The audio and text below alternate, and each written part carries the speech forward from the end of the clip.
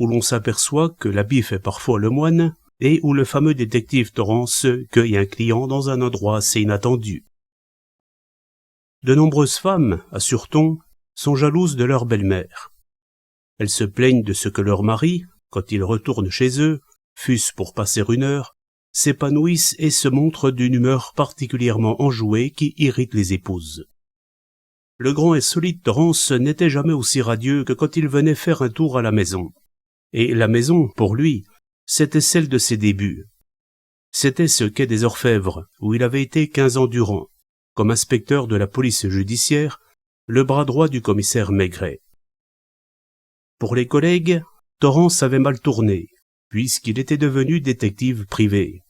Pour la majorité des gens, il avait fait fortune, puisque aussi bien il était, en titre tout au moins, le grand patron de l'agence O, la plus sérieuse, la plus connue, la plus illustre des agences de police privées. Ce matin-là, justement, il était venu faire un tour au quai des Orfèvres, sous prétexte d'un vague renseignement à demander, en réalité pour renifler pendant quelques heures l'atmosphère jadis si familière. Tout en flânant, en serrant des mains, en bavardant avec de vieux camarades, il était arrivé aux locaux de l'anthropométrie, qui, pour les clients, sont peut-être de tous les plus sinistres. Mais, en ceci comme en tout, il y a l'habitude. Torrance aimait ces escaliers toujours poussiéreux, ces appareils aux apparences barbares, cette brutalité, ce cynisme voulu de ceux qui sont garants de la sécurité d'un pays. Ce n'est pourtant pas le jour de la grande rafle, remarqua-t-il à l'oreille d'un collègue. Car les grandes rafles, dans les quartiers dangereux de Paris, se font d'habitude à jour fixe. Or, il régnait ce matin-là, à l'identité judiciaire, la fièvre des grands jours. 60 hommes pour le moins, de tout âge, de tout poil, des jeunes, des vieux, des blonds, des noirs, de vrais nègres même, attendaient, nus comme des vers, comme on attend pour le conseil de révision. Des employés, installés à des tables patinées par les ans, prenaient les empreintes digitales.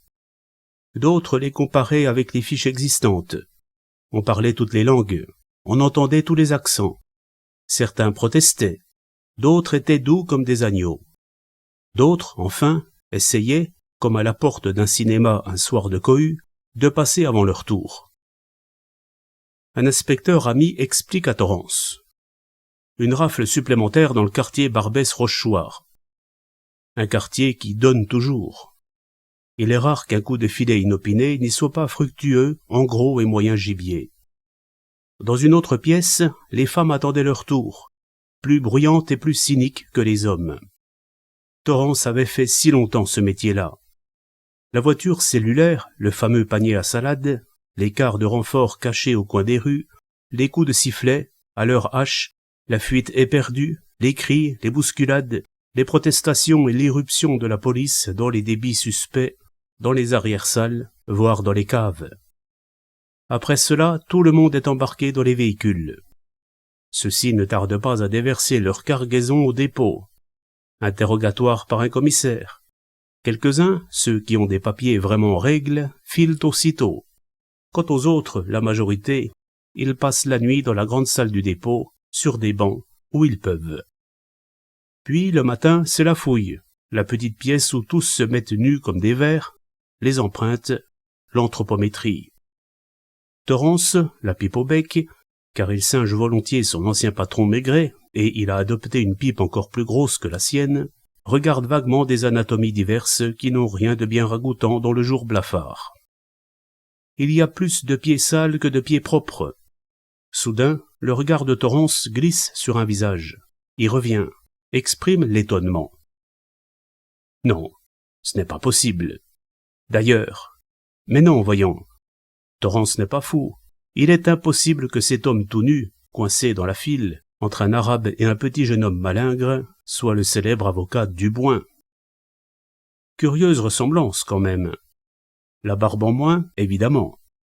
Maître Duboin est très fier de sa barbe qu'il porte carrée, d'un brun chaud, et que les journaux ont reproduite si souvent. Sans cette barbe, pourtant... Ici, l'homme a le visage couvert de poils d'un demi-centimètre, taillé à la diable, sans doute sous un pont par un clochard coiffeur. Roulez votre pouce. Appuyez, comme ceci. Les autres doigts maintenant. Tous ensemble. L'homme obéit docilement, mais il semble à Torrance que son regard ne le quitte pas. Rhabillez-vous. Torrance le suit des yeux. Quand il revient du vestiaire, l'inconnu est vêtu des hardes les plus invraisemblables qui soient, et ces hardes ont, en outre, le malheur de ne pas être à sa taille. Le système des fiches a fonctionné. Rien au compte de l'inconnu. À l'anthropométrie, prenez votre tour. Mensuration du crâne, de l'angle facial, photo de face et de profil, il semble à Torrance qu'un curieux sourire flotte sur les lèvres de son bonhomme. Et, en effet, comme cet inconnu passe auprès de lui, avec le troupeau si divers, une voix murmure « Ayez l'obligeance, monsieur Torrance, de m'attendre à la sortie. » Il a un quart d'heure devant lui. Il se précipite à la chope Dauphine, où, du temps de Maigret, on vidait de si savoureux demi de bière mousseuse. Il en commande un. Il se précipite au téléphone. « Allô ? Je suis bien chez Maître Duboin. Je voudrais parler à Maître Duboin, s'il vous plaît. » Vous dites qu'il n'est pas chez lui. J'ai déjà téléphoné à 8 heures du matin et il n'y était pas. Ah, il n'est pas rentré de la nuit. Je vous remercie. Non, ce n'est pas la peine. Je le verrai personnellement. Torrance est très ému. Il revoit toujours cet homme tout nu parmi tant d'hommes nus, ses joues couvertes de poils d'un demi-centimètre, puis ces hardes pitoyables que nul n'oserait donner au plus pauvre des pauvres. Il attend, debout à quelques pas de la sortie du dépôt. Vous auriez pu retenir un taxi, mon cher Torrance. C'est l'homme qui traîne la patte comme une véritable épave. Appelez-en un, je vous en prie. Torrance obéit, sidéré. Le clochard pénètre dans la voiture avant lui, sans façon. C'est lui qui écarte la vitre et qui lance au chauffeur « À l'agence O, cité Bergère. Vous entrerez dans la cité. » Il referme la vitre avec soin, se laisse aller sur la banquette, en homme qui respire enfin. Torrance ouvre la bouche. « Tout à l'heure, mon ami, tout à l'heure. » L'auto s'arrête bientôt dans la calme cité Bergère, où les bureaux de l'agence O perchent au-dessus de la boutique d'un coiffeur. « C'est encore une chance, » remarque l'homme. « Pardon, mais je voudrais savoir... Réglez le taxi, voulez-vous » Les voilà tous les deux dans le bureau de l'agence. Le garçon, Barbet, se précipite. Quelques instants plus tard, la porte matelassée est refermée sur Torrance et sur son compagnon. « Mais oui, mon cher, Maître Duboin, comme vous vous en êtes rendu compte. C'est une chance que vous vous soyez trouvé là. Nous sommes seuls, n'est-ce pas? Absolument seuls. » Il va à la porte qu'il ouvre et qu'il referme. Il s'assure que les fenêtres sont impénétrables au regard, car elles sont munies de vitres dépolies. « Asseyez-vous, mon bon ami. Et avant tout, donnez-moi une cigarette. Vous avez du feu? Merci. Maintenant, allons au plus pressé. Décrochez votre téléphone. Demandez mon appartement. Appelez ma femme à l'appareil. Là, très bien. Dites-lui... » Maître Duboin a beau être un des avocats les plus célèbres du barreau de Paris, il y a encore des choses qu'il ignore. Pour lui, Torrance n'est jamais qu'un inspecteur de police qui a réussi, c'est-à-dire qui est sorti de la boîte pour se mettre à son compte. Si cette réussite est exceptionnelle, tant mieux. Cela n'empêche pas de traiter Torrance avec une condescendance familière qui est de mise au palais, et, au besoin, de lui taper sur le ventre en l'appelant mon bon. « Allô ? L'appartement de Maître Duboin ?»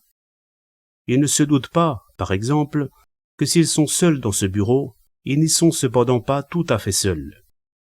Derrière une vitre qui a tout l'air d'un miroir, un jeune homme roux tient à la main, lui aussi, un récepteur téléphonique, et ses yeux ne quittent pas le visiteur. C'est Émile, le vrai patron de l'agence O. « Oui, ma chérie, je vais te passer l'inspecteur Torrance, qui te confirmera que des raisons d'ordre strictement professionnel m'empêchaient de rentrer cette nuit et même de te prévenir. Dites-lui, Torrance. »« Je vous assure, madame, » murmure Torrance, « que votre mari... » Et madame Duboin de répliquer, « Blonde ou brune, la raison d'ordre professionnel. »« Je vous assure, madame... »« Je te jure, chérie, tu verras par toi-même tout à l'heure. Je vais d'ailleurs t'envoyer l'inspecteur. tu seras gentil de lui faire remettre par le valet de chambre un de mes complets et un manteau. Oui, linge, chaussettes, souliers. Il t'expliquera. Coup d'œil de l'avocat à Torrance, qui répète avec conscience « Je vous expliquerai, madame ». Le jeune homme, dans son petit bureau, celui que tout le monde appelle Monsieur Émile et qui passe tantôt pour le photographe, tantôt pour l'employé à tout faire de l'agence O, ne perd ni un mot, ni un jeu de physionomie de l'étrange avocat. « À tout de suite, chérie. Donne à l'inspecteur Torrance ce que je t'ai demandé. » Il raccroche. Il commande, car cet homme en guenille commande, comme quelqu'un qui en a l'habitude. « Vous devez être bien avec le merlan d'en bas. Comment s'appelle-t-il encore? J'ai vu son prénom sur l'aventure. Adolphe, c'est ça. Faites-moi monter Adolphe. Dites-lui d'être discret. Peut-être a-t-il dans sa boutique de quoi me reconstituer une fausse barbe. » Adolphe a dans sa clientèle de nombreux acteurs et figurants du palace, dont l'entrée des artistes est juste en face. Parfait. Allez-y, mon bon ami. Nous déjeunerons ensuite en tête-à-tête et je vous dirai. Dites-moi, jeune homme, votre figure ne m'est pas inconnue. Je travaille d'habitude avec Monsieur Torrance. L'avocat a 45 ans. Il est gras. Il est sûr de lui. Il traite tous les individus comme de vagues comparses. On sent que le monde lui appartient. Même le fait d'avoir encore sur le corps une partie des vêtements d'un clochard ne lui enlève rien de sa superbe. Torrance ne va-t-il pas lui apporter ses habits? Quel est votre rôle exact dans cette maison? La photographie, monsieur. Dans ce cas, oubliez donc que vous m'avez vu. Compris? Et il glisse un billet de 100 francs dans la main d'Émile, qui accepte avec humilité, comme s'il n'était pas le véritable propriétaire et animateur de l'agence O. Toujours bien avec la police judiciaire, hein, votre patron? Pas mal, monsieur. Du moins, je le pense. Vous croyez que c'est un homme discret, sur qui on peut compter? J'en mettrai mon petit doigt à couper. Merci, jeune homme. Attention. Torrance revient. Il apporte un complet plus digne d'un maître du barreau que celui que porte présentement maître Duboin. Pantalon rayé et veston noir bordé de soie. Chemise à demi empesée et une délicieuse cravate papillon. Un petit pois blanc sur fond bleu. 5 minutes suffisent à la transformation. Dites-moi, mon cher Torrance, cette barbe a l'air de tenir. Ma femme ne vous a pas posé trop de questions? Je lui avais dit que j'allais au cinéma avec des amis. Évidemment que... Il y a, dans les bureaux de la cité bergère, des traditions que l'avocat ne connaît heureusement pas. De même qu'il ignore que tous ses gestes sont épiés par Émile, à l'aspect si inoffensif, de même qu'il est loin de se douter qu'un micro permet au même Émile d'entendre tout ce qu'il dit, de même il ne peut savoir que le dit Émile, en cet instant, décrochant un téléphone intérieur qui communique avec l'appareil du garçon de bureau, commande à celui-ci « Chapeau ». Et « chapeau », cela veut dire, en langage conventionnel, « Mon petit Barbet, vous allez suivre le monsieur qui sort et ne le lâcher sous aucun prétexte. Vous me rendrez ensuite compte personnellement de tous ses faits et gestes. » Que diriez-vous du café de Paris, mon cher Torrance? Je vous avoue qu'après la nuit que je viens de passer, je ne serais pas fâché de me retremper dans une ambiance quelque peu élégante. Allons, passez devant, je vous prie. Entre la poire et le fromage, je me ferai un plaisir de vous expliquer. Nous allons travailler ensemble, mon ami. Vous verrez. J'ai toujours dit que votre agence O...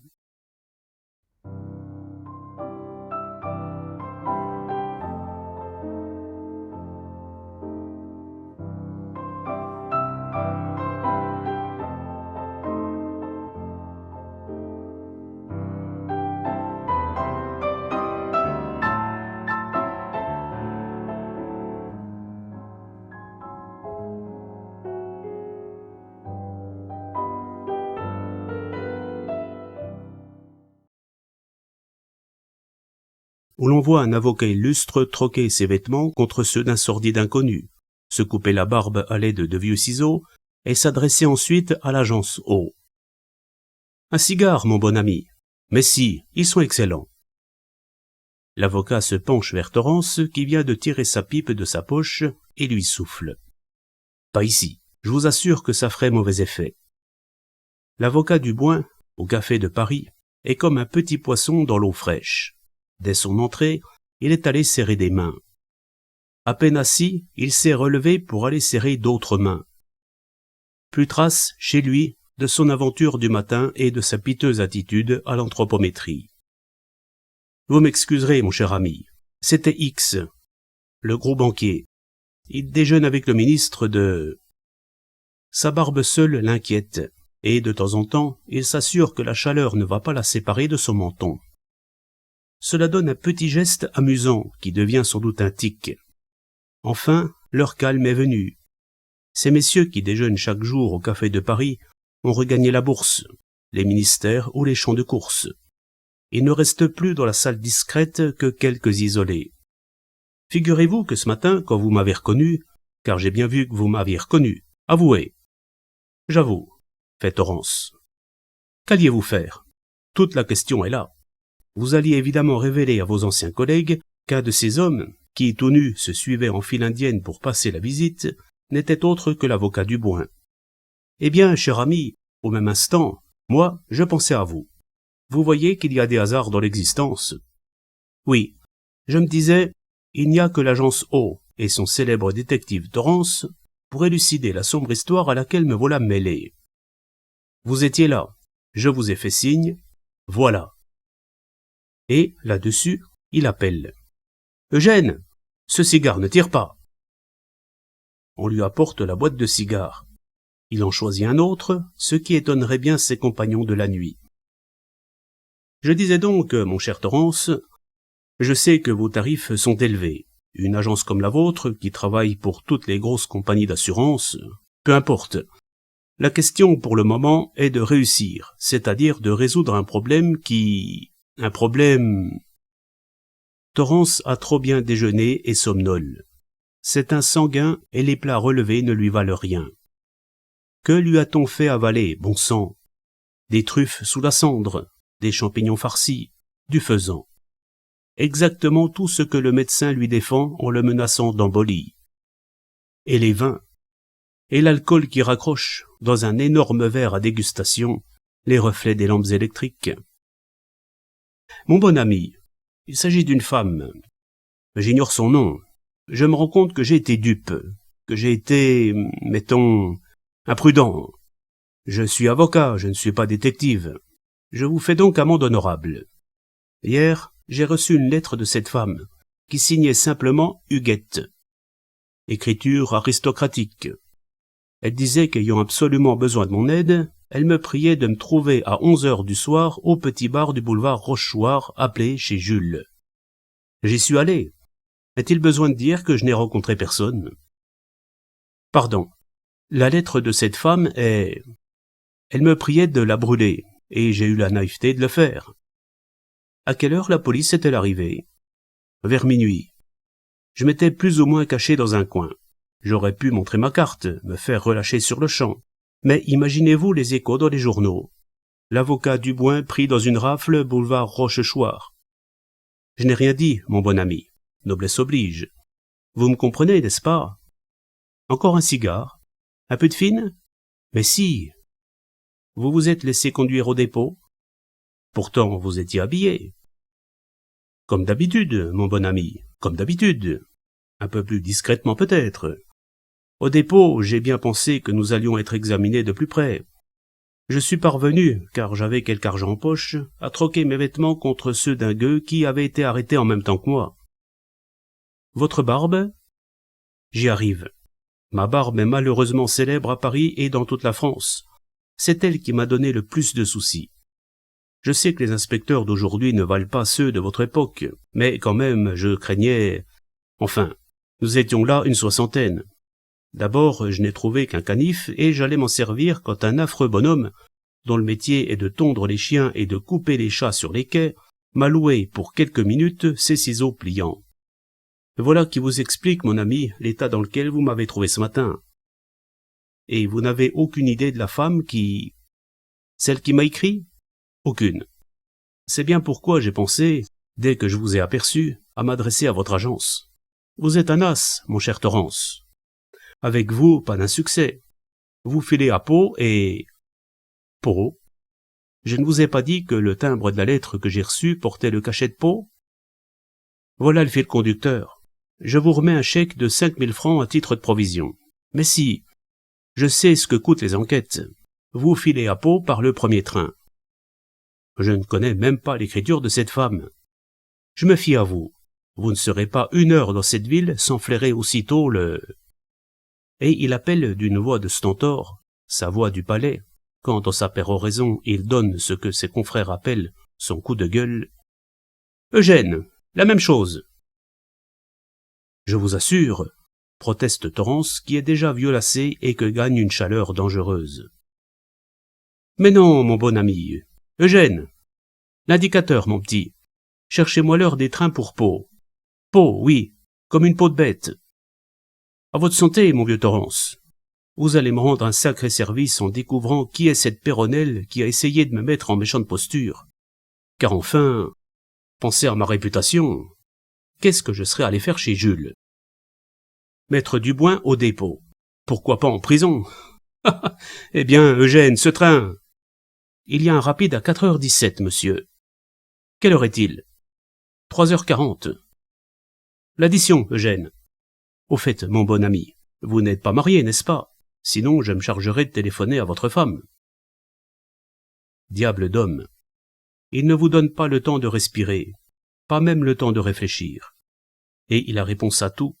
La preuve, Torrance a trouvé une excuse ultime. Il faut que je passe au bureau pour prendre de l'argent. Vous êtes fou, mon ami. Bon, j'oubliais que je n'avais plus sur moi mon portefeuille. Eugène, appelez-moi le gérant. Dites-moi, mon cher, voulez-vous me passer mettons 3 billets de 1000, 3 ou 4, je vous rentrerai ça tout à l'heure. Avec plaisir, mon cher maître. C'est qu'il y a au bureau un certain nombre d'affaires qui... Allons donc, vous avez du personnel. J'ai aperçu là-bas un long jeune homme à lunettes, celui que vous appelez Émile, je pense. Il ne paraît pas très intelligent, mais je suis sûr qu'il est au courant. Merci, Eugène. En route, mon bon ami. Je vous accompagne à la gare. Mais si, cette affaire me tient à cœur, comprenez-vous? C'est la première que je vous confie, mais il y va peut-être de mon honneur. Taxi, chasseur. Les voilà en taxi. Torrance a vaguement aperçu, dehors, la silhouette de Barbet. Mais comment communiquer avec Barbet? Et celui-ci ne va-t-il pas perdre la piste? Sa lettre, c'est tout ce que je peux vous dire, était suppliante. C'était celle d'une femme du monde. Vous n'aurez pas de peine à trouver. Il faut que je sache pourquoi cette femme me donnait rendez-vous dans un bar plus que louche, boulevard Rochechouart.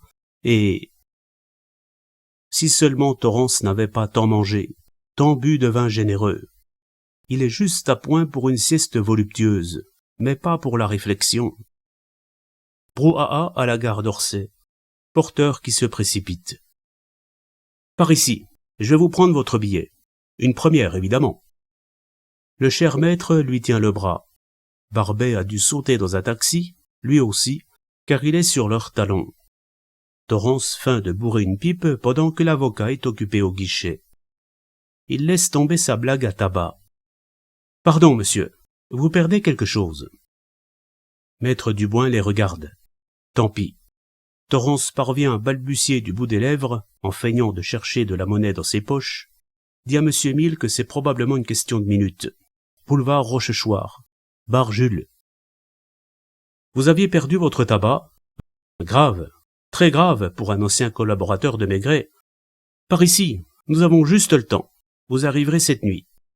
Je compte sur un télégramme de vous demain matin, même si vous n'avez rien de nouveau à m'apprendre. Encore une fois, ne regardez pas aux frais.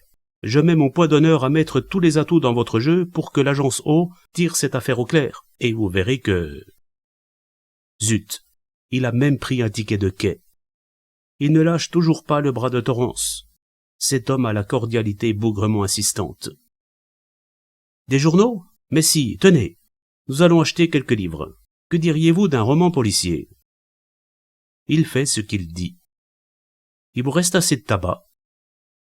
Un père conduisant son fils au paquebot n'aurait pas plus d'attention. Voyons, voiture 3, compartiment 2, je vous ai pris une place dans le sens de la marche. Le rapide est en gare. On s'agite déjà. Torrance est embarqué sans avoir le temps de protester. Télégramme! N'oubliez pas de me télégraphier! Crie le cher maître, alors que le train s'ébranle. Et Torrance ne peut faire qu'un signe, en criant, mais sa voix est couverte par le bruit du train. Votre barbe! C'est, en effet, la barbe de maître Dubois qui se décolle. Un garçon annonce en agitant sa petite sonnette. Premier service! Billet pour le premier service! Torrance n'a pas faim. Soudain, pourtant, il s'agite. Dites-moi, quelle est la première gare où... Tours! Le train ne s'arrête pas avant. Allô? Monsieur Émile? Monsieur Émile est tranquillement assis dans son petit bureau, devant le vasistas qui donne sur le bureau de Torrance. À le voir, on le prendrait pour un jeune employé modèle, et ses cheveux roux lui donnent un air que d'aucuns considèrent comme particulièrement naïf. Ici Barbet. Barbet ne s'est jamais appelé Barbet, de même qu'avant de faire partie de l'agence O, en qualité de garçon de bureau, il a été célèbre comme tireur de laine. Peu importe, puisqu'il est réconcilié avec l'honnêteté. Tout au moins dans un certain sens. La preuve, la suite de cette conversation téléphonique. Ils ont bouffé au Café de Paris. Impossible d'entrer officiellement. Tenue piteuse. Pourtant, jeter un coup d'œil en vendant des paris midi, le patron Torrance s'en est mis jusqu'aux yeux. Ensuite, l'avocat a embarqué Torrance dans un train en direction de Pau. Pourra pas en descendre avant 11h45 du soir. Ensuite, l'avocat est rentré chez lui, rue Montaigne. Il y est. Rien d'autre? Torrance m'a soufflé comme ça que c'était sans doute une question de minutes. Un certain bar appelé chez Jules, boulevard Rochechouart. Je peux vous tuyauter. J'ai fréquenté. Zut, on pourrait être à l'écoute. Enfin, dans le temps, c'était un coin où les fourgues aimaient se réunir. C'est tout? Je lui ai chippé une clé. À qui? À l'avocat. Juste au moment où il montait en voiture. Figurez-vous que j'ai été bousculé et que je suis tombé la main dans sa poche. C'est comme par hasard la clé d'un coffre-fort. Cette fois, patron, c'est tout. Je suis en face, dans un bistrot de chauffeur. La maison n'a qu'une issue. J'ai commandé un gros rouge et j'attends. Dites donc, Barbet, vous qui vous connaissez en clé, c'est du moderne. Tout ce qu'il y a de moderne, patron. Attendez-moi. Au cas où l'avocat sortirait, j'arrive dans quelques minutes. Évidemment, il faudrait le suivre, mais laissez la clé au bistrot. Dans une enveloppe. Des gens, en Europe centrale, en Amérique, ailleurs, qui ont entendu parler de l'agence O, imaginent des locaux somptueux et impersonnels à ne savoir qu'en faire. Ils seraient bien étonnés s'ils voyaient Émile mettre ses lunettes d'écaille et enfiler son pardessus râpé dans les locaux déserts, qui ne brillent ni par le luxe, ni même par le confort. Il est vrai que, ce matin, ils étaient encore trop. La preuve, c'est que Torrance en a profité pour aller faire un tour au quai des Orfèvres. Maintenant... Mademoiselle Berthe, une jeune fille blonde, délicieusement capitonnée, l'air aussi innocent, aussi jeune fille que possible, se présente, un carnet de sténo à la main. Non, rien à dicter. Je vous confie les bureaux. Jusqu'à quelle heure? Est-ce que je sais, moi? Peut-être minuit, peut-être demain midi. En tout cas, qu'il y ait toujours quelqu'un au téléphone. Émile a un complet râpé, un pardessus qui sent la confection et qui s'est rétréci à la pluie. Il complète sa tenue par un énorme appareil photographique qu'il a l'habitude de porter en bandoulière. Cela lui permet d'entrer partout, de s'arrêter partout, de passer partout inaperçu. Un photographe, dit-on dédaigneusement. Tandis que, si on savait que c'est lui seul, l'illustre détective qui dirige l'agence O et qui a réussi les affaires les plus sensationnelles... Taxi, rue Montaigne, je vous arrêterai.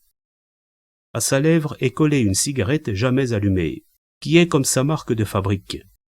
S'il réfléchit, il n'en a pas l'air. C'est ça, laissez-moi ici, dit-il au chauffeur. Il ne se doute pas encore que le voilà embarqué dans une des affaires les plus difficiles de sa carrière. Torrance, qui a ses défauts, certes, mais qui n'est pas un idiot, n'a-t-il pas pris soin de souffler à Barbet, dit au patron que c'est une question de minutes. Or, Émile pénètre dans le petit bar pour chauffeur qu'on lui a désigné. Il cherche son collaborateur des yeux. Je crois que j'ai un message pour vous, lui dit le patron de son comptoir. Parbleu, l'avocat est sorti de chez lui. Barbet a été obligé de le suivre. On tend à Émile une enveloppe. Cette enveloppe contient une petite clé de coffre-fort. Elle contient aussi une feuille de papier sur laquelle on a écrit rapidement, au crayon, « Je file, RE 265 78 verte ». Un numéro de voiture et son signalement, évidemment. Un café, patron. Dites-moi, la personne qui m'a laissé ce message. L'autre écoute, Émile se tait. Eh bien, questionne le patron, qu'est-ce que vous vouliez me demander? Moi? Rien, absolument rien. Pourtant, vous avez dit... J'ai dit quelque chose. Il n'y a que lui pour prendre un air aussi idiot. Une vraie tête à gifle. Je vous jure, ce café est d'un chaud. C'est que, tout contre Émile, si contre lui qu'il sent une main remuer le long de son flanc, se trouve un personnage peu rassurant. Ce personnage doit avoir les mêmes aptitudes que Barbet pour faire des incursions discrètes dans les poches de ses contemporains. Et si Émile a l'air naïf, il pense vite. Étant donné que je n'ai pas l'air de transporter des ors, étant donné que les pickpockets sont plutôt rares dans les bistrots de ce genre, étant donné que je viens juste de recevoir une clé des mains de cet estimable marchand de vin, étant donné que ce bistrot est juste en face du domicile de Maître Dubois, ce n'est qu'une toute petite partie du problème. Voyons. Maître Dubois, avocat célèbre, s'est rendu la veille au soir dans un sordide bouge du boulevard Rochechouart, où, selon Barbet, qui s'y connaît, se réunissent volontiers les receleurs, ce que Barbet, dans son langage imagé, appelle les fourgues. Une descente de police a lieu et Maître Dubois préfère se laisser conduire au dépôt que de décliner son identité. Étrange, déjà. N'aurait-il pas pu prétendre, comme tant d'autres bourgeois qui aiment se frotter à la pègre, qu'il venait faire une simple étude de mœurs, ou voir un client, ou... Ce n'est pas tout. Cet homme si soigné, si bien habillé, n'hésite pas à changer de vêtements avec un clochard pour être sûr de n'être pas reconnu, et il pousse ce souci jusqu'à couper, avec des ciseaux, une barbe quasi historique. Est-ce tout? Pas encore. Il croit que Torrance l'a reconnu, ce qui est presque exact. Il se sert de lui pour sortir plus facilement du dépôt, pour se rhabiller de neuf, reprendre son aspect ordinaire et rassurer sa femme. Mais que fait-il de Torrance? Émile manque de détails. Tout ce qu'il sait, c'est que le pauvre Torrance est dans un train qui ne s'arrêtera, à Tours, que vers minuit, et que Torrance a dit « c'est une question de minutes ». Or, au cours de ces transformations successives, Maître Dubois est parvenu à ne pas se séparer d'un objet, une clé minuscule, la clé d'un coffre-fort d'un modèle moderne. Barbet s'en est emparé. Barbet a parié un jour, si on le poussait, de s'emparer de la montre du préfet de police sans que personne s'en aperçoive. Il en est capable. Cette clé, maintenant, est dans la poche d'Émile, qui a l'air d'un photographe miteux. Or, à ce moment précis, un inconnu essaie de glisser sa main dans cette poche. Et on se trouve en face de la maison de Maître Dubois. Si Émile, au lieu d'être un détective privé, même pas, officiellement, il n'est que le photographe d'un détective privé. Si Émile était un solennel commissaire de la police judiciaire, il empoignerait son bonhomme par le col et il vous l'emmènerait quai des Orfèvres. Là, il commencerait un bon petit interrogatoire du type dit à la chansonnette, avec tout ce qu'il faut, et peut-être après quelques heures. Émile ne peut rien de tout ça. Les minutes comptent. Torrance l'a dit. Suivre le type, et si le type se met à jouer à la belote jusqu'aux petites heures. Du moment qu'il veut la clé, c'est lui qui me suivra. Et, fort de ce raisonnement, Émile paie sa consommation, remercie le patron, sort dignement du bistrot. Il est à peu près 4h30 de l'après-midi. Une phrase bourdonne dans sa tête. Les minutes comptent. Il gagne à pied les Champs-Élysées. Tout va bien, le type est sur ses talons.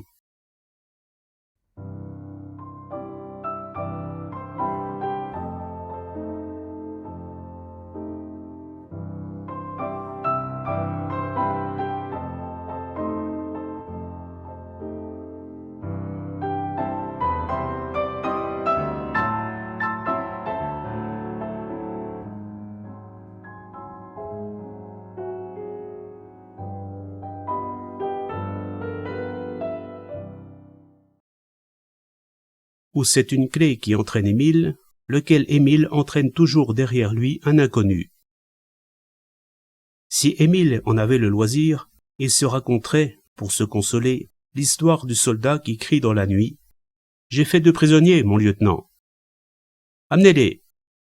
C'est qu'ils ne veulent pas me lâcher. » 3 fois, Émile s'est arrêté dans des endroits publics. 3 fois, son suiveur s'est arrêté comme lui, avec l'intention évidente d'attendre autant qu'il le faudra. Si bien qu'on assiste à cette chose paradoxale, Émile, de l'agence O, file un individu, mais c'est cet individu qui le suit. Allons, il faut en prendre son parti. Un quart d'heure plus tard, Émile se fait annoncer à Monsieur Augagneur. Monsieur Augagneur, vêtu d'une longue blouse grise, n'est autre que le contremaître de la plus importante fabrique de coffres-forts. Et, si Monsieur Augagneur cessait soudain d'être un honnête homme, peu de gens sentiraient encore leur magot en sûreté. « Bonjour, Monsieur Émile. Comment va l'inspecteur Torrance? Qu'est-ce que je peux faire pour vous cette fois ?» Émile sort la petite clé de sa poche. Monsieur Augagneur a compris qu'on lui demandait d'en tirer tous les renseignements possibles. Je peux vous dire tout de suite qu'il ne s'agit pas d'un coffre de fabrication française. C'est de la fabrication anglaise, et ce modèle n'a été mis au point que voilà 2 ans, ce qui limite le champ des recherches. À combien évaluez-vous le nombre de coffres de ce genre qui ont pu être mis en circulation en 2 ans? Fort peu. Ce sont des appareils excessivement coûteux, particulièrement conçus pour résister aux procédés les plus modernes d'effraction. Mais si vous avez quelques minutes, et si vous voulez en faire les frais, nous pouvons demander Smith & Smith, de Londres, au téléphone, grâce au numéro qui est sur cette clé. Vous permettez un instant.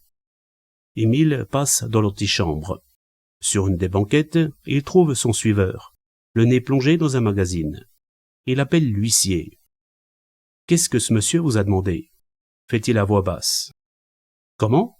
Vous ne le connaissez pas? » « Expliquez-vous. »« Mais il m'a simplement annoncé qu'il était avec vous. » Quelques minutes plus tard, Monsieur Augagneur à la maison Smith & Smith au bout du fil. 26 836. Oui. Modèle B. Vous dites? Sir James. Comment? Appelez le nom, s'il vous plaît. R comme Robert, A comme Arthur. Raleigh, oui. Et vous dites que ce coffre a été installé par vos soins dans la villa que Sir Raleigh possède au Touquet? Pardon? Non, je ne comprends pas. En Australie? Curieux, évidemment. Je vous remercie. Non, c'est une agence privée. Au fait, vous la connaissez, l'agence O. Oui, évidemment. Je vous remercie, mon cher collègue. Monsieur Augagneur explique à Émile, qui a attendu sagement. Sans doute n'avez-vous pas tout compris. L'histoire est assez curieuse. Il paraît que ce coffre a été commandé voilà 1 an et demi environ, au nom de Sir James Raleigh. Sir Raleigh possède une villa au Touquet, et c'est dans cette villa que le coffre a été installé par les soins de Smith & Smith. Or, à cette époque, Sir Raleigh était en Australie, et il n'est pas revenu en Europe depuis. C'est son valet de chambre qui a fait la commande en son nom et qui a payé, en billets de banque, les frais assez considérables.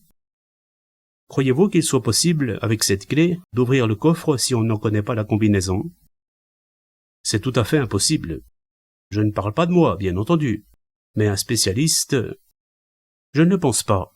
Peut-être même celui qui a construit le coffre serait-il incapable? Je vous remercie. L'homme, dans l'antichambre, attend toujours.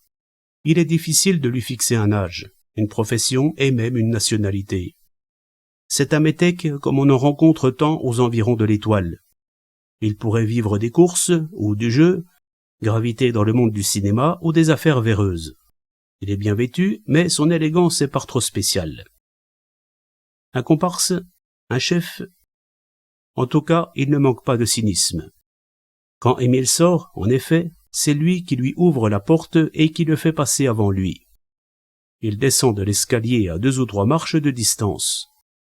Cet escalier est désert. Soudain, Émile a l'intuition du danger. Il serait incapable de dire ce qui l'a averti. Mais il a la certitude qu'il va être l'objet d'une attaque. C'est trop facile aussi. Si cette clé a une importance quelconque, Quel jeu d'enfant, pour un homme habitué à ce sport, de sauter sur Émile qu'encombre toujours son appareil photographique, de l'étourdir, de lui arracher la clé et de fuir. Émile a à peine quelques secondes pour réfléchir. À quel étage se trouve-t-il maintenant? Les bureaux de la maison de coffre-fort devaient être au 4e. Il est donc au second. Une porte devant lui. Il fonce au moment précis où on essaie de lui frapper le crâne avec une petite matraque en caoutchouc qui frôle à peine sa nuque. 10. 15 jeunes femmes se retournent et le regardent avec stupeur. Il est dans les salons de la maison émilienne sœur, modiste. Ces demoiselles se demandent « Bonjour, mesdemoiselles », murmure Émile. Son suiveur est toujours là. Il a eu le temps de remettre sa matraque en poche. Il salue. « Je suis avec monsieur. Vous désirez ?» Alors Émile lance un nom de journal, n'importe lequel. « On m'a chargé de venir photographier vos nouveaux modèles. Je vais vous conduire à mademoiselle Émilienne, si vous voulez me suivre par ici. » Si encore, dans ce sacré métier, on avait le temps de prendre des décisions. Mais c'est toujours la même chose. C'est toujours à la dernière seconde que les événements se présentent de la façon la plus inattendue. Téléphoner à la police pour demander 1 ou 2 inspecteurs de renfort, et après. L'agence O est une agence privée. Jusqu'à preuve du contraire, Maître Duboin est un client de l'agence O qui a chargé celle-ci d'une tâche précise. Que cette histoire de lettre venue de Pau soit une blague, un moyen d'éloigner Torrance de Paris, c'est possible. Mais Émile ne se sent pas le droit, pour autant, d'alerter la police officielle. D'autre part, il se rend mieux compte, maintenant, du danger. Cette clé, on la veut à tout prix. Qui? Mystère. Toujours est-il que l'individu qui est toujours sur les talons d'Émile ne recule devant rien pour s'en emparer. Dans les rues animées, aucun danger. Mais dès qu'Émile sera dans un endroit désert... « Entrez, monsieur !» Émile se retourne vers son métèque. « Vous, veuillez m'attendre. » C'est toujours ça de gagner. « Excusez-moi, madame Émilienne. J'ai dû user de cette ruse pour donner un coup de téléphone. Agence O. Si vous me permettez de me servir de votre appareil. » Il demande le numéro de l'agence O. La sonnerie retentit longuement dans les bureaux de la cité bergère. Émile s'impatiente. Personne ne répond. « Donnez-moi la surveillante, s'il vous plaît. Madame, veuillez sonner encore au... » Il n'est pas possible que mademoiselle Berthe ait quitté le bureau. Quand elle a reçu une consigne, rien n'est capable de... « Rien à faire, monsieur. Votre numéro ne répond pas. » S'il y allait. « Allô ? Donnez-moi la caserne des pompiers du château d'eau. »« Pompiers ? Cité bergère. Agence O. Vite, un commencement d'incendie. » Mademoiselle Émilienne le regarde avec des yeux ronds. « Vous croyez que c'est le feu ?» Émile attend en pianotant du bout des doigts sur l'appareil. Voyons, les pompiers ne mettront pas plus de 4 minutes pour être cité bergère et pour défoncer la porte s'il le faut. Il tire sa montre. 3, 4 minutes. Il demande à nouveau son numéro. On tarde à répondre. « Allô ? L'agence O ?» C'est une voix d'homme qui lui répond. Une voix qui n'est ni celle de Barbet, ni celle de Torrance. Une voix méfiante, par-dessus le marché. « Qui est à l'appareil ? » « Un employé de l'agence. C'est un pompier qui me répond. Dites-moi vite ce que vous avez trouvé. »« Comment avez-vous pu deviner ? » ?»« Mais répondez, sacrebleu !»« Il y a ici une jeune femme, sans doute la dactylo, qui a été chloroformée. Nous attendons le docteur. »« Du désordre ? » ?»« C'est-à-dire que les locaux ont été fouillés de fond en comble. »« Vous arrivez ? » ?»« Oui, c'est-à-dire, je ne sais pas encore. Mettez un agent en faction. Je vous expliquerai plus tard. » Quand même, un petit frisson vient de lui glisser le long de l'échine. Certes, l'agence O n'a pas toujours eu affaire à des petits saints. Il y a eu des moments difficiles, certains qui frisaient le tragique. Mais, cette fois, Émile a l'impression de jouer une partie plus dangereuse que jamais.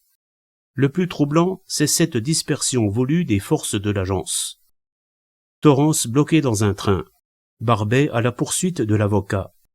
Émile qui a un inconnu sur les talons et mademoiselle Berthe qu'on vient chloroformer à domicile. Ils y tiennent donc bien à cette clé? Combien sont-ils? Que veulent-ils? Hésiteraient-ils à commettre un meurtre pour arriver à leur fin? La main d'Émile s'est posée à nouveau sur l'appareil téléphonique. Ce serait si facile. Un coup de téléphone au chef de la police judiciaire. Quelques minutes plus tard, arriveraient 2 inspecteurs. « Vous partez ?» questionne mademoiselle Émilienne. « Je vais seulement vous demander de me faire accompagner jusqu'à un taxi par 2 de vos vendeuses. » Elle ne comprend pas. Elle ne peut pas comprendre qu'il ne doit à aucun prix rester seul avec son suiveur, fût-ce le temps de descendre 2 étages. Qu'elles prennent donc des cartons à chapeau, pour la vraisemblance. Les demoiselles s'amusent. Émile laisse passer 3 taxis avant d'en choisir un qui paraît capable de fournir une longue course à vive allure. En outre, le chauffeur est jeune, costaud. « Où est-ce que je vous conduis ?»« Nulle part pour le moment. Promenez-vous dans les rues les plus encombrées. Vous avez un bon rétroviseur ? Ça va. Derrière nous, un homme vient de monter dans ce taxi rouge et noir. Ce taxi va nous suivre. » Compris, patron. Il faut que je le sème. Au contraire. Il faut que je le suive? Non plus. C'est lui qui va nous suivre, et vous ferez en sorte qu'il ne nous perde pas de vue. Maintenant, allez-y. Restez dans le quartier. Je vous garderai sans doute toute la soirée et toute la nuit. Et Émile se colle à la lèvre une cigarette non allumée, selon son étrange habitude. Longtemps, Torrance l'a plaisanté sur cette manie. Puis un jour, l'ancien inspecteur a remarqué que les cigarettes d'Émile, bien qu'éteintes, diminuaient de longueur. « Dites donc, patron. »« Mais, ma parole, vous chiquez ?» Émile a rougi. Torrance n'a pas insisté. Émile ne chique pas comme un vieux matelot, évidemment. Mais enfin, surtout dans les moments de grande réflexion, il mordille des brins de tabac un à un, ce dont il ne veut absolument pas convenir. Or, il ne se souvient pas d'avoir eu autant de problèmes à résoudre à la fois. « Question de minutes, » a dit Torrance. Cela paraît évident, puisqu'on ne l'a éloigné que pour la nuit, tout au plus. L'avocat Dubois ne peut espérer l'avoir convaincu de la réalité de son histoire de peau. C'est bien pourquoi, d'ailleurs, il est resté à la gare d'Orsay jusqu'au départ du train. À Tours, Torrance descendra. S'il n'a pas de train pour rentrer à Paris, il louera une voiture, et il arrivera aux premières heures du jour. Est-ce que Torrance sait quelque chose? Est-ce que, au cours de son déjeuner avec l'avocat, celui-ci s'est trahi quelque peu? Bon, le taxi rouge et noir est toujours derrière. Mais pourquoi le chauffeur d'Émile a-t-il pris la rue Caulaincourt? Et surtout pourquoi ralentit-il soudain et donne-t-il à un rythme étrange une série de coups de klaxon? Dites donc, mon ami.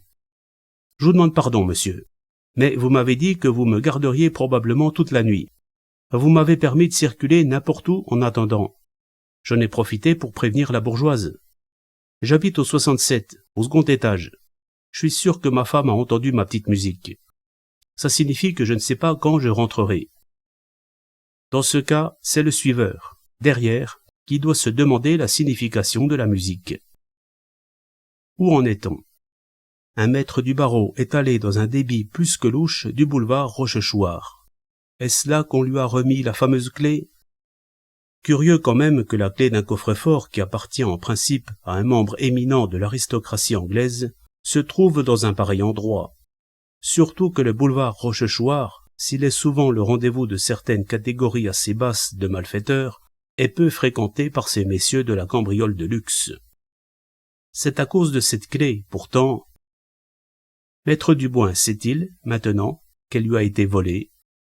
Dans ce cas, que va-t-il faire? Où est-il allé? Avec toujours Barbet sur les talons. Et pourquoi le métèque ne l'a-t-il pas suivi? Sans doute celui-ci a-t-il vu Barbet mettre la clé dans une enveloppe et passer celle-ci au patron du bistrot. Émile frappe à la vitre. « Dites-moi, vous avez un revolver ?»« Pourquoi? Vous êtes de la police ?»« Mais non, mon ami.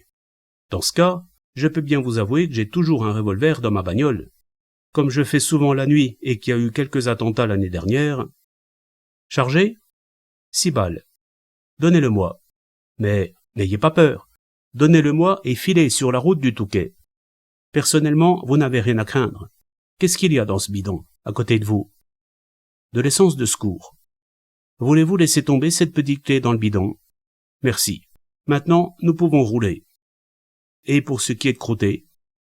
Pour ce qui est de croûter, comme vous dites, nous verrons ça en chemin. Dites-vous bien, cependant, qu'il n'y a désormais qu'une chose précieuse dans votre bagnole, et que c'est ce bidon d'essence. Je veux dire, la clé qui est dedans. Savez-vous que pour la reprendre, il faudra dessouder le bidon? Peu importe. Pas trop vite. Le taxi rouge et noir, derrière nous, est arrêté par un barrage et risque de nous perdre. Ce n'est plus qu'une demi-cigarette qu'Émile a au coin des lèvres.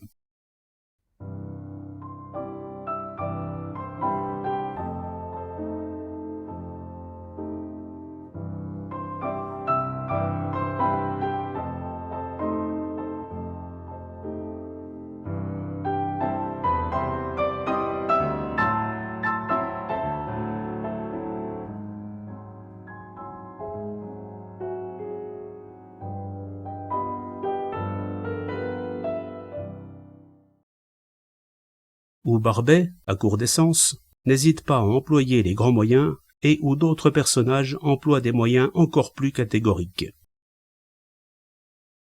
Il pleuvait à torrents. La route était gluante. Malgré l'essuie-glace, on n'y voyait pas devant soi, et plusieurs fois, on avait failli s'écraser sur l'arrière de gros camions. La dernière borne aperçue annonçait « Abbeville, 17 kilomètres ». Combien avait-on fait de kilomètres depuis? Toujours est-il qu'Émile se pencha soudain. « Arrêtez! J'aperçois là-bas, près du fossé, une voiture que je crois reconnaître. » Il n'y en avait pas une, mais deux, dont un taxi parisien. Quant à l'autre, c'était la voiture de l'avocat Duboin. « Je me demande comment ils ont pu s'emboutir, » grogna le chauffeur. Émile n'éprouva pas le besoin d'ajouter que, pour sa part, il croyait comprendre. Quant à la voiture qui les suivait, elle s'était arrêtée à quelque distance et elle avait éteint ses phares. « Qu'est-ce qu'on fait, patron ?»« Continuons doucement. Ils n'ont pas pu aller loin. » Et, en effet, à 300 mètres au plus, une lumière leur désignait un petit restaurant où les chauffeurs de poids lourds ont l'habitude de casser la croûte. À peine entré, Émile aperçut Barbet dont la tête était entourée d'un épais pansement. Cela ne l'empêchait pas d'être attablé devant un savoureux plat de lentilles aux saucisses. Plus loin, maître Duboin, tout seul, devant un morceau de viande froide. Émile installa son chauffeur à une table, s'assit près de Barbet. « Raconte vite. » »« C'est pas compliqué. On tenait bon, malgré sa grosse bagnole. Juste comme on croyait qu'on allait arriver quelque part, voilà le chauffeur de mon taxi qui m'annonce qu'il n'a plus d'essence dans son réservoir. Alors, ma foi, comme je ne connais que la consigne... » »« Quelle consigne ? » ?»« On m'a dit de le suivre, pas vrai ? Puisque je ne pouvais plus le suivre, je l'ai empêché d'avancer. J'ai dit au chauffeur d'entrer dedans et que l'agence O serait là pour payer la casse. On a fait un de ces virages sur l'aile. C'était sans doute la première fois que ce brave restaurant voyait une réunion de ce genre, car le suiveur d'Émile était arrivé à son tour et s'était installé près de la porte. Quant à maître Duboin, il regardait tous ces personnages avec une évidente méfiance. « Qu'est-ce qu'il a fait à Paris avant de partir ?» questionnait Émile. « À dire vrai, je crois qu'il a été assez affolé, rapport à sa clé. » Clin d'œil de Barbet, qui n'était jamais aussi heureux, tout honnête homme qu'il fût devenu, que quand on lui donnait la permission de faire les poches. « Où est-il allé ?»« À la santé. J'avoue que je ne suis pas entré avec lui. Cependant, pendant qu'il rendait visite à un prisonnier, je me suis renseigné de mon côté. Il paraît que son client est un étranger qu'on appelle le Commodore, un type qui travaille dans le lavage d'échecs, les faux titres et tout le Saint-Tremblement. Le grand jeu, quoi. Ensuite, il est entré dans une grande quincaillerie. »« Hein ? Une quincaillerie, oui. Je n'ai pas pu savoir ce qu'il achetait. Depuis, nous sommes sur la route. Comme je vous l'ai dit, quand mon chauffeur m'a annoncé qu'il fallait abandonner, j'ai préféré lui faire faire pour quelques centaines de francs de dégâts. Et encore, il paraît qu'il y a une assurance. Il s'arrangera pour prétendre que c'est l'autre qui... » Le Commodore. Émile a les sourcils froncés. Le Commodore. Il a lu, comme tout le monde, quelques jours auparavant, qu'on avait arrêté dans un grand établissement banquier de l'avenue de l'Opéra un escroc international, connu sous le nom de Commodore, au moment où il essayait de se faire payer un gros chèque falsifié. On a parlé d'1 million. Quel rapport peut-il y avoir entre... Soudain, Émile se lève, se dirige droit vers l'avocat qui paraît au comble de la nervosité. « Comment allez-vous, mon cher maître ? J'ai l'impression de vous reconnaître, et cependant, si vous voulez me rappeler votre nom, Émile, l'employé de l'ex-inspecteur Torrance. J'ai pensé que vous auriez peut-être besoin de moi, surtout après le coup de téléphone que je viens de recevoir du patron. » Il a lancé ça en l'air. L'effet est immédiat. « Qu'est-ce que vous dites ? Vous avez reçu un coup de téléphone de... C'est bien de monsieur Torrance que vous avez reçu un coup de téléphone. Pourquoi pas ? Ce sont des minutes qui paient de bien des désagréments. Surtout qu'Émile file tout ça d'un air angélique, en baissant les yeux. Par exemple, je ne sais pas d'où il m'a téléphoné. Ça venait d'assez loin. Il m'a recommandé de me mettre au plus tôt à votre disposition, et... Pardon, mon ami, pardon. Mettons de l'ordre dans nos idées, sinon ma pauvre tête va sauter. Vous prétendez que Torrance vous a téléphoné pour vous dire que vous alliez peut-être au-devant d'ennuis graves et que si je parvenais à vous rejoindre... Mais, sacrebleu, comment votre Torrance, le diable et son âme, peut-il savoir où je... Excusez-moi, je ne suis qu'un employé et il ne me met pas au courant de toutes ses affaires. Il m'a dit comme ça que je vous rattraperais sûrement sur la route du Touquet. Alors, c'est lui qui a fait télescoper ma voiture par cet idiot de taxi et... Je ne sais pas. Il a ajouté que si vous aviez trop d'avance et si je ne vous rattrapais pas en route, je vous trouverais sûrement dans la villa d'un Anglais au Touquet. Attendez donc que je retrouve le nom. Sir James Raleigh. Jamais homme n'a manifesté une stupéfaction telle que le célèbre avocat à cet instant. Certes, il sait que l'agence O a réussi quelques coups de maître. Il n'ignore pas que Torrance n'a pas été pour rien le bras droit de l'illustre Maigret. Mais de là... À propos, continue Émile d'une voix de jeune fille. Il m'a également parlé, très vite il est vrai, de votre client, le Commodore. Le diable en personne se serait assis à sa table, que Torrance... Que m'a-t-il donc dit à ce sujet? Ah oui, qu'il est parfois difficile de déterminer exactement où s'arrête le rôle de l'avocat, mais qu'il existe cependant des cas où il est extrêmement dangereux de dépasser certaines limites. Défendre un homme à la barre, c'est bien, mais aider cet homme à faire disparaître les preuves de sa culpabilité... Jeune homme, je ne vous permets pas. Il ne parlait pas de vous, j'en suis sûr. C'était une conversation d'ordre général. C'est comme au sujet de Sir Raleigh. Il y a un détail curieux. Figurez-vous qu'alors que ce noble personnage est en Australie pour 2 ans, son valet de chambre ou je ne sais quel domestique de confiance commande pour son compte, et paie d'ailleurs, un coffre-fort d'un modèle tout ce qu'il y a de perfectionné. Ce coffre-fort est installé dans la villa du Touquet. Où diable ai-je donc mis la clé? La clé de quoi? Et Émile, qui atteint aux limites de la candeur, de murmurer. Mais la clé de ce coffre-fort. Vous avez cette clé? Torrance, je veux dire mon patron, me l'a envoyée. Par téléphone aussi, sans doute? Raille l'avocat qui s'est levé et qui est devenu cramoisi. Je ne sais plus exactement comment il me l'a envoyé. Le fait est que je l'avais tout à l'heure dans cette poche. Même que je me demande... Émile se tourne vers la table, près de la porte, à laquelle est installé son métèque. Je me demande si ce n'est pas ce type. Le fait est qu'il m'a suivi longuement et que tout à l'heure il m'a bousculé. Ah, c'est dommage que vous ayez envoyé M. Torrance en province. Je suis sûr que, lui, il vous aurait tout de suite tiré d'embarras. L'avocat regarde fixement l'inconnu. On le sent en proie à une vive agitation. Enfin, il laisse tomber, comme un vaincu. Pour le compte de qui travaillez-vous? Pour le compte de l'agence O. Ce n'est pas ce que je vous demande. Pour le compte de qui l'agence O travaille-t-elle dans cette affaire? Mais je croyais que c'était pour le vôtre. Je vous ai vu ce matin au bureau avec le patron. Vous êtes parti avec lui et j'ai pensé... Écoutez, jeune homme, on ne s'est pas souvent moqué de moi. Mon cher maître, j'en suis persuadé. Le temps nous est compté. Acceptez-vous de travailler pour moi? Puisque je viens de vous dire Trêve de plaisanterie, j'ai horreur des gens qui veulent avoir l'air plus bêtes qu'ils le sont en réalité.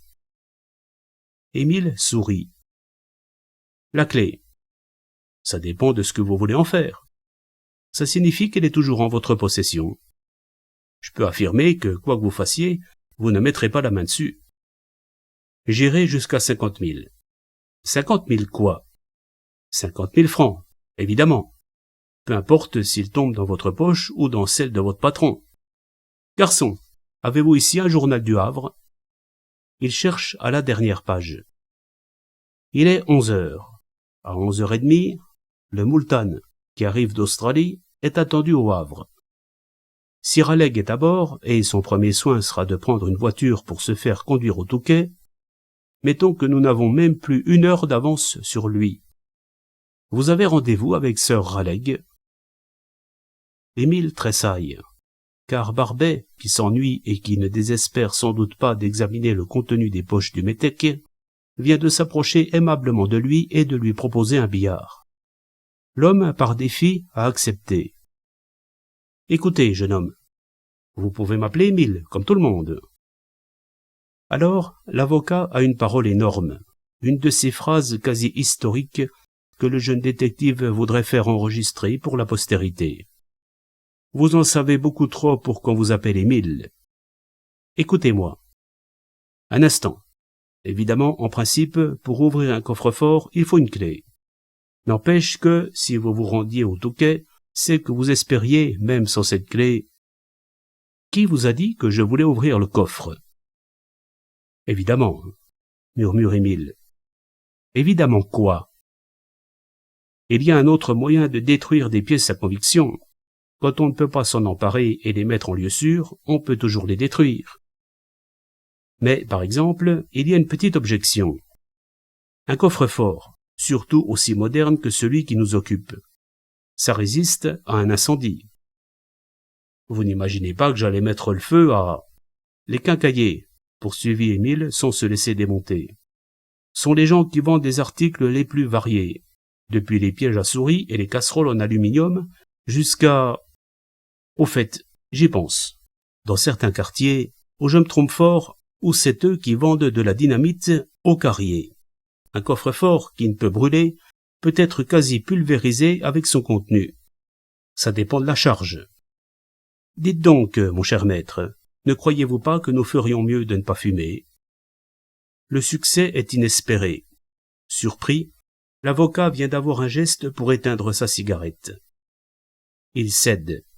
Cette fois, on sent qu'il sera sincère, qu'il ira jusqu'au bout. Il est vaincu. Vous avez une auto? Nous parlerons en route, voulez-vous? Je m'arrangerai ensuite pour les honoraires avec Torrance. Un clin d'œil d'Émile à Barbet.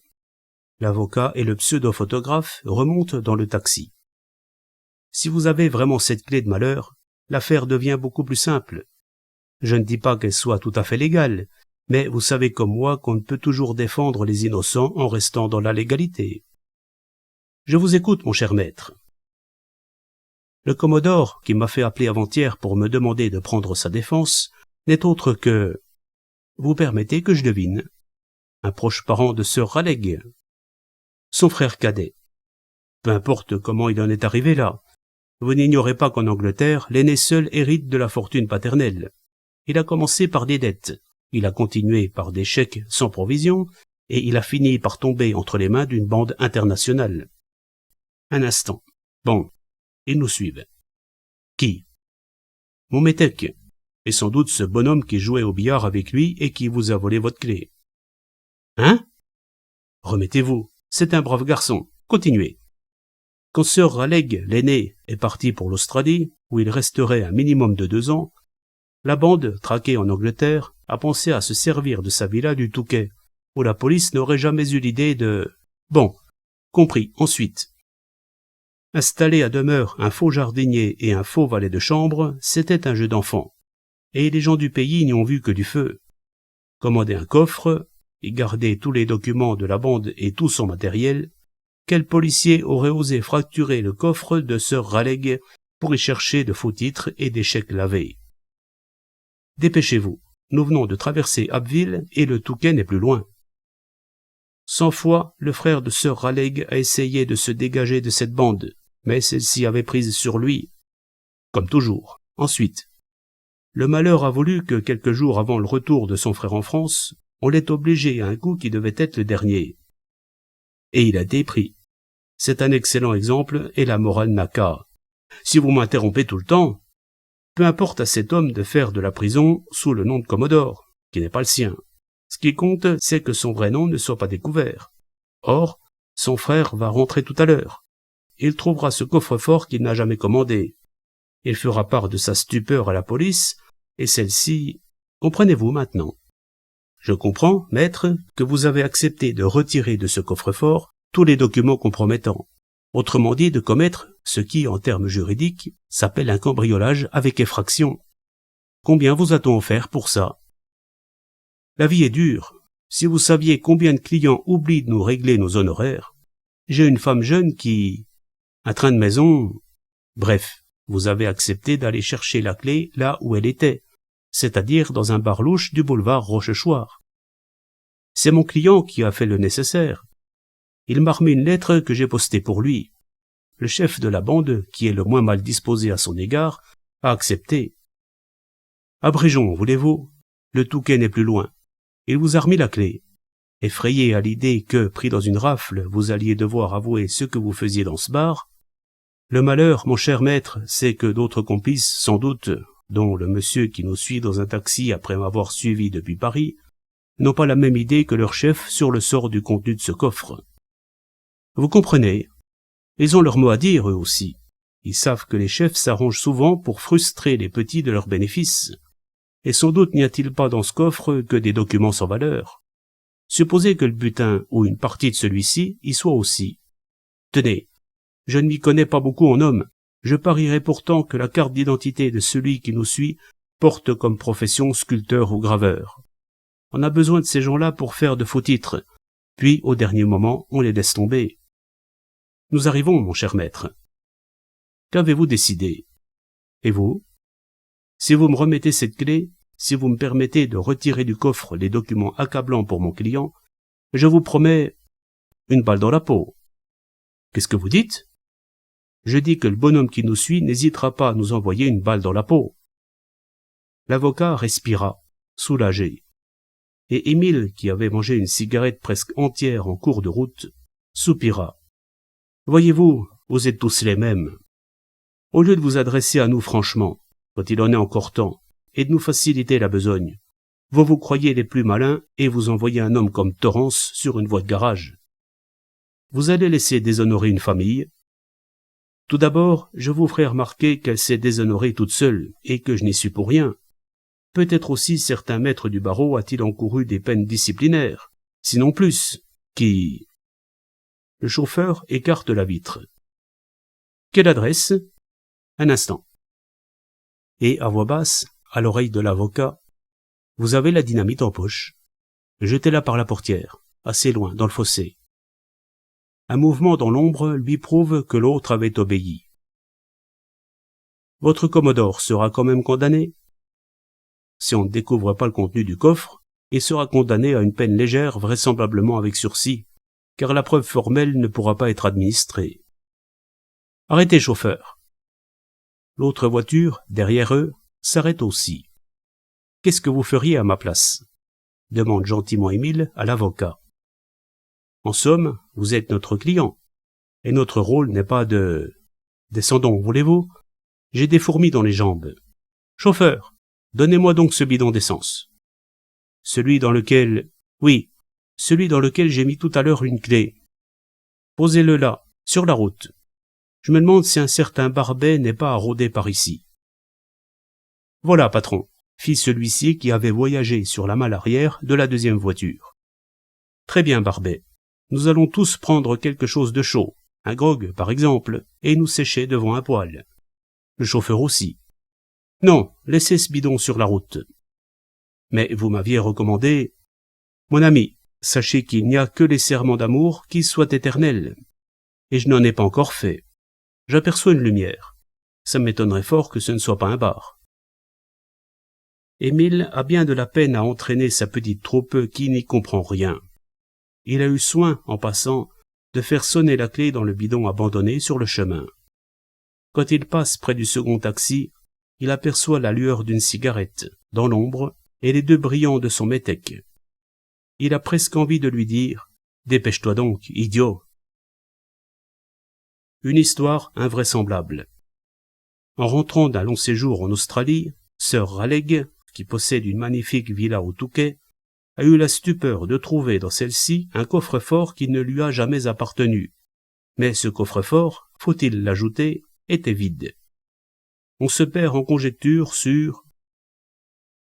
Torrance est à son bureau, la langue entre les lèvres, comme un bon élève appliqué, et Émile dicte, une cigarette éteinte aux lèvres, « L'agence O a l'honneur de vous renvoyer les documents qui appartiennent vraisemblablement à votre client, connu sous le nom de Commodore, et qui ont été retirés par un inconnu du coffre installé dans la villa de... » Je ne comprends toujours pas, Émile.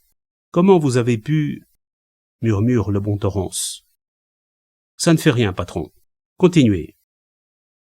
Ce cambrioleur, en sortant de la villa en question, s'est heurté à un de nos collaborateurs par le plus grand des hasards. Il a fait une chute, et au cours de cette chute, il a laissé tomber sur le sol les documents que nous nous faisons un devoir. Il faudra donner une prime à Barbet, décide Torrance. Parbleu, je vous laisse trouver la formule de politesse. L'adresse, Maître Duboin, rue Montaigne, Paris. Et Émile se permet de questionner sans même prendre un air malicieux. Dites donc, patron, est-ce qu'on mange aussi bien qu'on le prétend au café de Paris ?